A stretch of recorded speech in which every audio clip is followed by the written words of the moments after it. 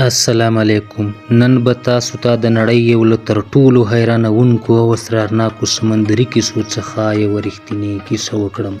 د اس اس اورانج میډن پیښه. دا کیسه نه یوازې چې د تاریخ په پاڼو کې ورکه ده، بلکې لا هم پوښتنې پکې پاتې دي چې چاته ځواب نشته. تاسو د عجیب او حیرانوونکو پیښو مینوال یې، نو دا ویډیو تر پایه وګورئ. په 1940 یا 1948 کال کې د مالاکا د تنګي په بهر کې د یوې بیړۍ لخوا د مرستې پیغام خپور شو چې ټوله سمندري عمله یې حیرانه کړه. پیغام دومره عجیب و چې هر څوک یې د حیرانتیا نه غوږ شو.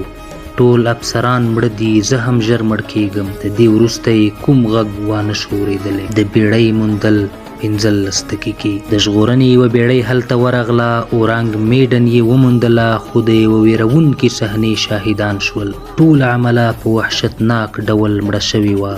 سترګې یې پرانیستې، لاسونه پورته شوي، بې له کوم ټپ یا زخم څخه. دا حالت د هغو د وروستیو شیبو ویرونکی انځور وړاندې کاوه. د اور خپرېدل او بیړۍ ورکېدل 14 دقیقې.